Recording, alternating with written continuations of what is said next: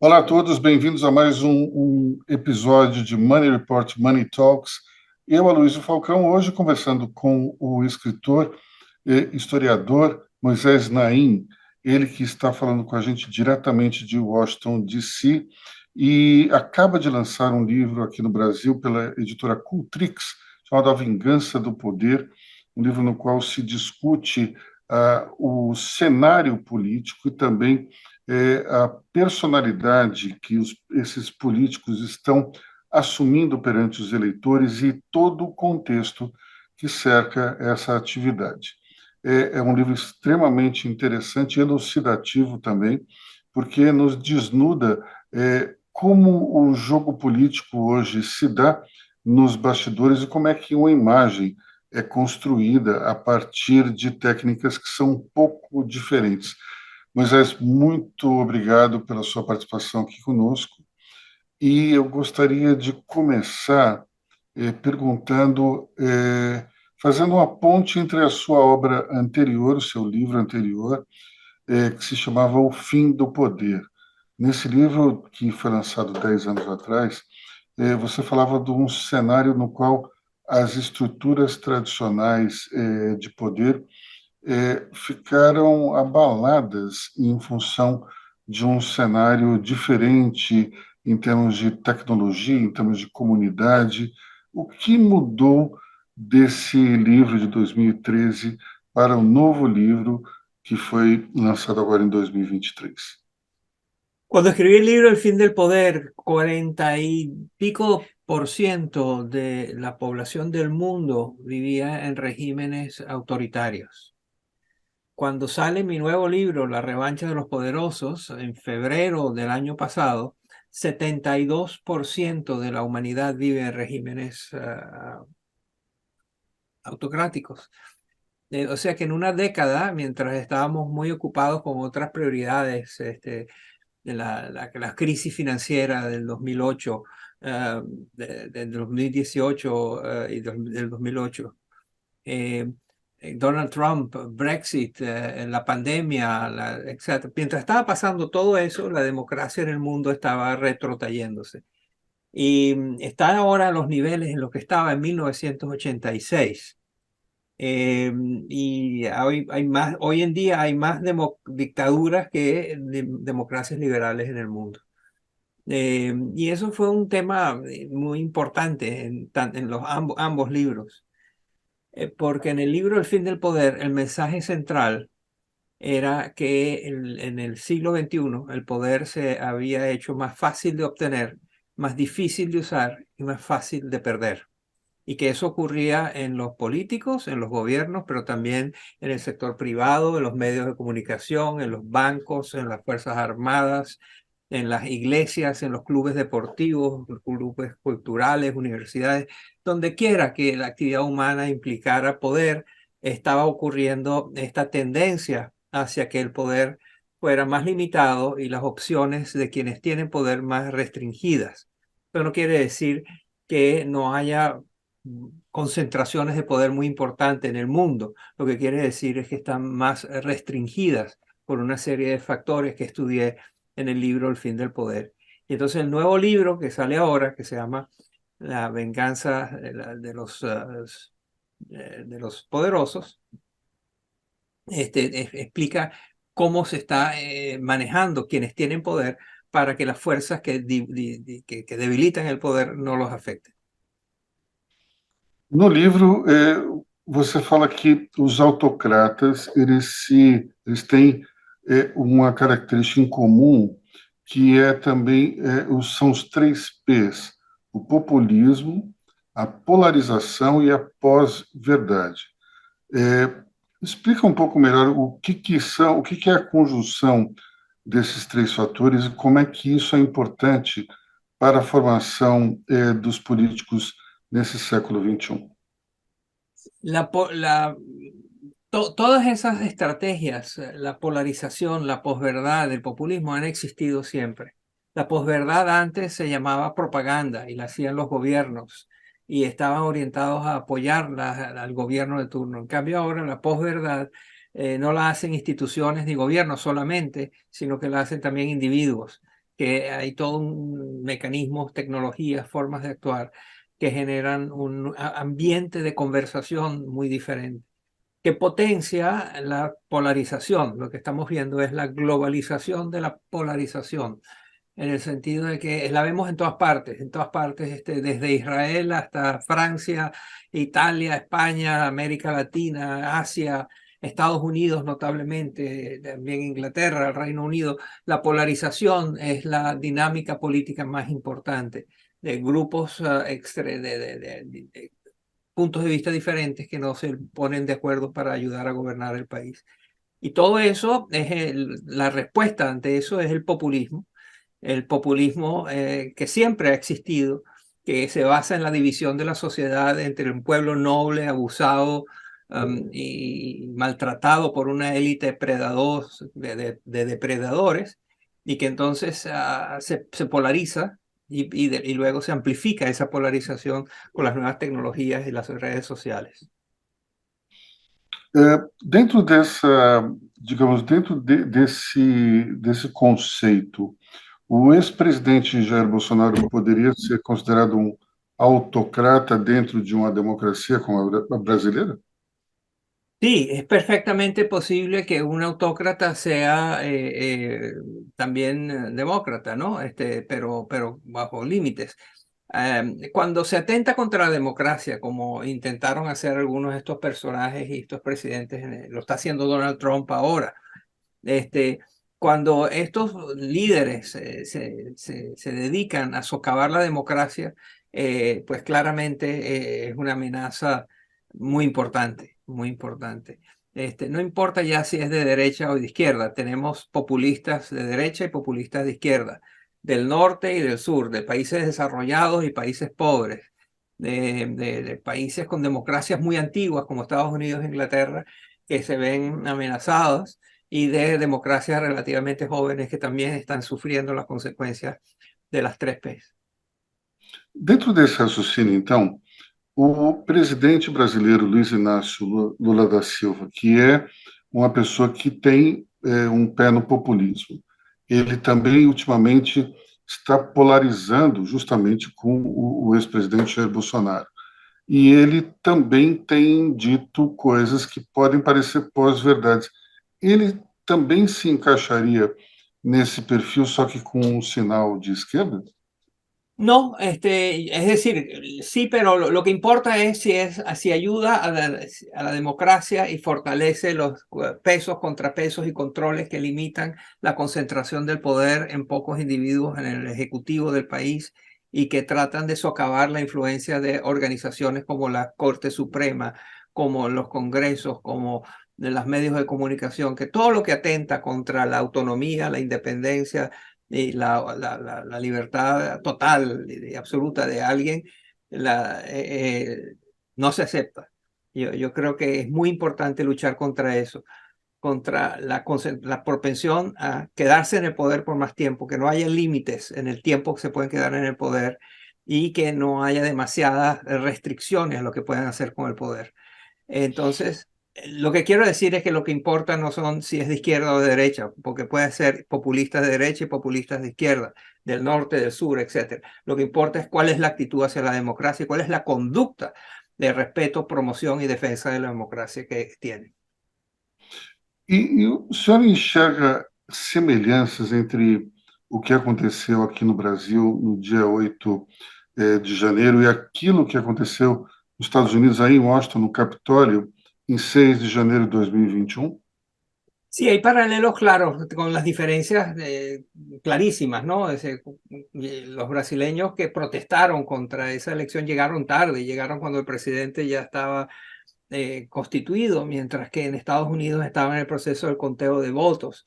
Y el intento del liberado de ambos era suspender los votos para continuar en el poder.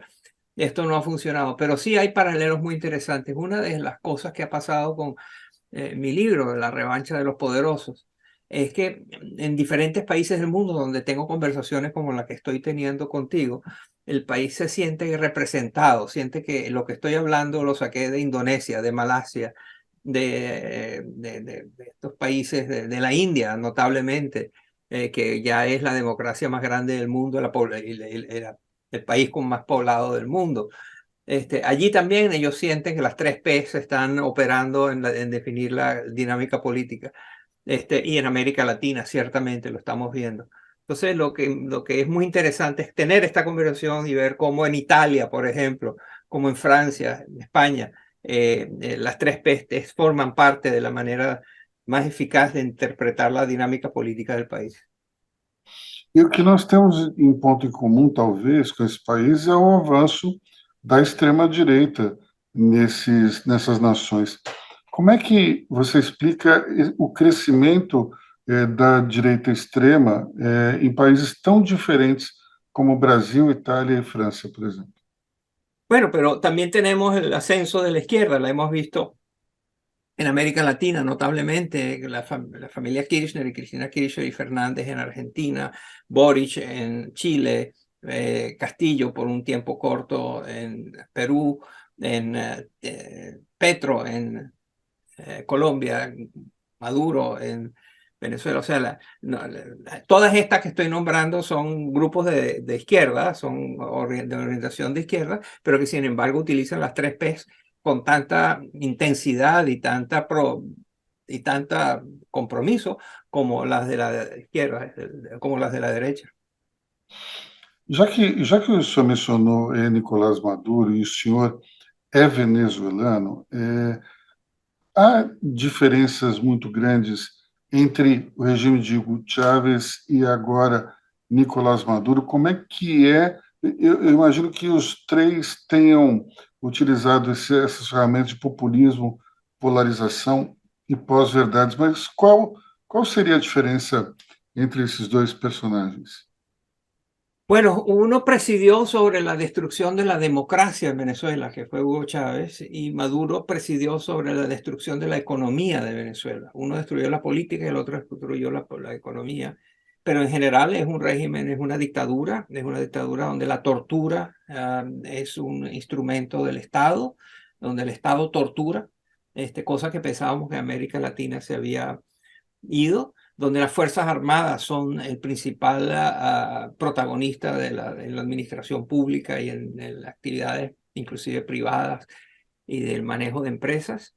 En estos 20 años, o sea, han estado 20 años en el poder, han destruido la democracia y destruido la economía. Como sabemos, el país peor administrado, con más miseria, con más hambre, tanto así que 7 millones de venezolanos caminaron para salir de la pesadilla, de la tragedia que es la Venezuela de hoy en día, que fue creada por Hugo Chávez y Nicolás Maduro.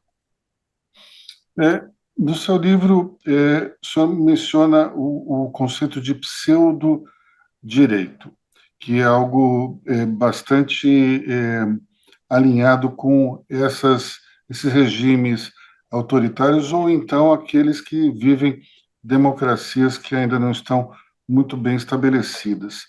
O senhor pode falar um pouco mais desse conceito?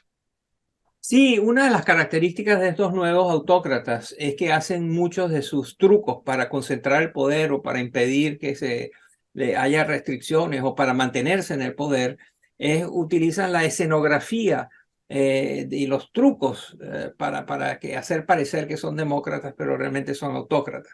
Parte de los trucos es tener el control escondido, furtivo del Congreso o de la Corte Suprema, etcétera, donde hay toda la parafernalia, todas las instituciones que hay en una democracia, con la diferencia que responden directamente y exclusivamente al jefe de Estado. Esto lo estamos viendo en Rusia, por ejemplo. Putin tiene la Duma, que es la cámara, una de las cámaras del Parlamento ruso, que nunca ha aprobado nada que Putin no quiera.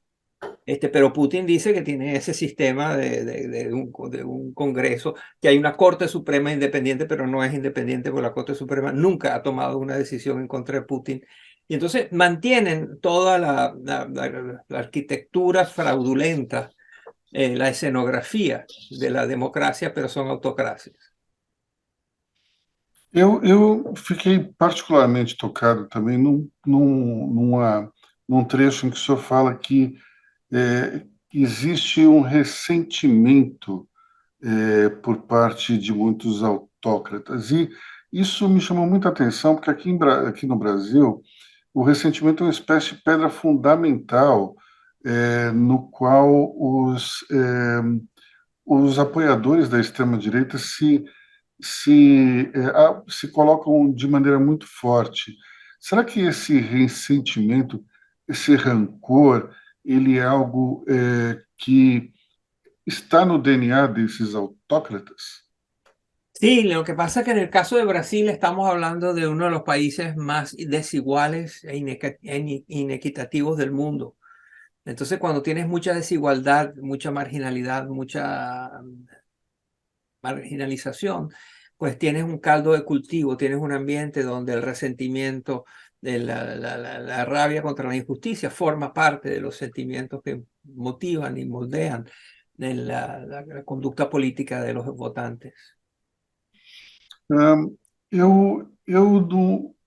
quando a gente fala em pós-verdade, por exemplo, me chama a atenção um hábito novo, que é de se discutir coisas que nunca se discutiram antes, como, por exemplo, se discutir a viabilidade ou a infabilidade das vacinas, que é algo que nunca tinha sido discutido, mas chega a pandemia e daí é como se a pós-verdade surgisse e, de repente, muita gente quisesse discutir se valeria a pena ou não ser vacinado. Isso não é exatamente um conceito que esteja somente na política, mas ele é um pouco mais amplo, né? Absolutamente. Eso es muy revelador y es muy bueno que lo hayas traído a la conversación, porque es el ejemplo más extremo y más loco de la polarización. En Estados Unidos y en Brasil también, si usas la máscara o no la usas, no es solo una conducta de salud y de protección de tu salud, sino que es una afirmación, un statement político. Esta es una afirmación. Y que ponerse el no la máscara te define políticamente es una locura, pero es lo que está pasando en el mundo entero, en países muy diferentes. También hay un debate sobre si las vacunas que están siendo usadas son suficientes, necesarias, etcétera, o si son o no, si son un fraude o no, si son parte de la manipulación o no, y el uso de las máscaras también. En los países más, en África, en muchos países africanos, el debate es igual que hay, que hay en Brasil, que hay en Perú, que hay en Colombia, que hay en Ruanda, que hay en Sudáfrica. Yo acabo de esta semana de tener un encuentro con la sociedad civil en Sudáfrica y la conversación podría ser idéntica a la que estoy teniendo contigo, a pesar de que no hay diferencias, son países diferentes con culturas, historias, geografías, economías diferentes, pero que tienen esta misma propensión a utilizar la polarización de todo, inclusive el uso de un pedazo de tela en la cara o no. Será que a gente pode chegar à conclusão que nesse momento aí da pós-verdade, os idiotas eles perderam a vergonha de se expor? Bueno, mi próximo libro, el que estoy escribiendo ahora, tiene que ver con el tratar de entender por qué los votantes, la gente normal en muchos de estos países, son tan vulnerables a los charlatanes. ¿Por qué son tan fáciles de engañar? ¿Por qué terminan creyendo cosas y promesas que han sido hechas una y otra vez por los políticos? Cada político que llega dice que va a revolucionar la educación, que va a mejorar la distribución del ingreso. Hace todo tipo de promesas y después no pasa nada. Y sin embargo la gente le sigue creyendo. ¿Por qué los latinoamericanos en particular y en general la gente en todas partes son tan vulnerables a las manipulaciones de los charlatanes? ¿Por qué? Y esa es la respuesta este es el libro que estoy escribiendo ahora. Mas tem uma pergunta, ou melhor, tem uma provocação no seu livro, que são as batalhas que nós precisamos vencer, né? Que eu vou até listar aqui quais são essas batalhas. A grande mentira, os governos criminalizados, as autocracias que minam democracias, os cartéis políticos que sufocam a competição e as narrativas iliberais. Vamos falar um pouco desse conjunto de inimigos que nós precisamos vencer? La primera, que es la batalla contra la mentira, es que hay que subir el costo que tiene para un político, para una organización, el decir mentiras grandes. O sea, que no se tolere tan fácilmente la mentira. Que aquí hay constantemente en Brasil y en Estados Unidos y en Europa, se paran frente a la televisión, frente a millones de personas y dicen mentiras claramente verificables como mentiras. Y no pasa nada, sino que más bien ganan más simpatía porque dicen lo que la gente quiere oír. Eso hay que empezar a cambiar la estructura de incentivos que hace que la mentira sea un requisito para el éxito político y hacer que decir mentiras sea más peligroso para los mentirosos, para los líderes que quieren llegar a puntos de influencia muy importantes dentro del país y la sociedad con base en decir mentiras. Bom, e falamos também dos governos criminalizados. Sí, ha habido una escalada en el crimen organizado. Uno de mis libros anteriores se llamaba Ilícito, y está en portugués, está en Brasil. Y Ilícito trata de todos los carteles de productos ilícitos internacionalmente. Pero resulta que eso que estaba antes concentrado en grupos de crimen organizado, ahora está dentro del gobierno. Los gobiernos se han criminalizado. Y cuando estás hablando con un ministro, no sabes si estás hablando con el jefe de una banda de crimen organizado o el representante de una nación. Pero se ha esencialmente criminalizado. Los gobiernos se han criminalizado y están utilizando el crimen organizado como instrumento de Estado. Bom, o outro item seria autocracias que minam democracias. Sí, los autócratas 3P no se quedan en su país, sino tratan de exportar las técnicas, tácticas, trucos que han utilizado. Entonces estamos viendo cómo hay alianzas internacionales de estos grupos, tanto de derecha como de izquierda, que se internacionalizan y buscan cómo socavar las democracias en los países donde existen y utilizan. Hemos visto cómo Rusia utilizó todas las trampas de la posverdad para influir sobre las elecciones de Estados Unidos donde ganó Donald Trump. Bom, também tem um ponto que é cartéis políticos que sufocam a competição. Isso, para que isso ocorra, é necessário uma ação muito forte na mídia digital, nas redes sociais, não? Correctamente. Y de lo que se trata de capturar allí, lo que hay que hacer es impedir que los medios de comunicación, que que la sociedad, todos los frentes de la sociedad estén cooptados, coordinados, controlados por carteles políticos, donde no hay partidos políticos que están tratando de ver políticas para mejorar la situación del país, sino carteles políticos que están allí atrincherados para mantenerse en el poder. Bom, e por fim, nós temos as narrativas iliberais. Bueno, se han hecho populares alrededor del mundo todas las narrativas que dicen que lo que está pasando tiene que ver esencialmente con la manipulación y el manejo de la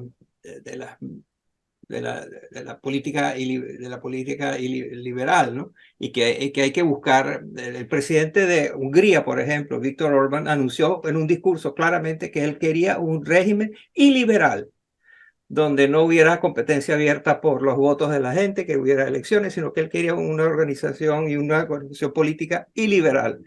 Y tiene una narrativa alrededor de esto a la cual no se le ha contrapuesto una narrativa liberal. Y allí creo que lo que estamos descubriendo, y lo que es obvio, es que más importante que la narrativa es el narrador. Puedes tener una narrativa estupenda y un narrador malo que hace que nadie crea en eso. Y puedes tener una narrativa muy mala, pero tienes un gran narrador, carismático, interesante, provocador, etcétera. Y entonces, más importante, el mensaje central es que más importante o tan importante como la narrativa es el narrador. Por que ao longo da história nós temos tantos autocratas que conseguem arrebatar multidões?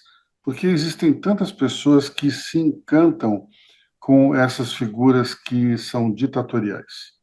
Por la necrofilia política. La necrofilia es una enfermedad, una perversión que sufren seres humanos, algunos típicamente son hombres, que es un atractivo, un magnetismo enorme que tienen los cadáveres sobre ellos. Ellos están atraídos por cadáveres, la gente que sufre de necrofilia. Entonces yo digo que hay una necrofilia política, donde la gente está atraída por cadáveres políticos, por malas ideas políticas, malas ideas que han sido probadas en todas partes, que han sido probadas en diferentes países, en diferentes circunstancias, con diferentes mezclas, pero terminan siendo siempre una catástrofe que termina en más miseria, más desigualdad, más pobreza, más violencia y más corrupción. Bom, professor, para nós encerrarmos aqui a nossa conversa, eu queria perguntar, repetir, na verdade, uma pergunta que está no seu livro, que é: qual é o futuro da liberdade? Depende de nosotros, depende que se reconozca a tiempo lo que está sucediendo y lo que cuento en el libro y lo que estamos teniendo todo tipo de estadísticas ahora que muestran que estamos perdiendo la libertad. El número del cual yo digo que hace cerca de 10 años era 40% de la humanidad vivía en autocracia y ahora es el 72%, es un número que nos tiene que estar en la cabeza. La democracia es una forma de gobernar, una forma de un sistema político que está en peligro de extinción.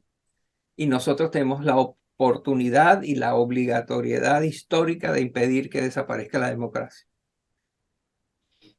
Bom, eu conversei com o professor Moisés Naim, venezuelano, que hoje está radicado nos Estados Unidos, em Washington, D.C., e nós falamos sobre o lançamento do novo livro dele, A Vingança do Poder, que está sendo lançado no Brasil pela editora Cultrix, e é um compêndio muito interessante sobre como as democracias elas podem sofrer reveses quando dominadas por autócratas, ou então como é que funciona todo o regime ditatorial que se instala aqui no Brasil, como ele mesmo disse, mais 70% dos governos hoje no planeta são ditaduras e não democracias.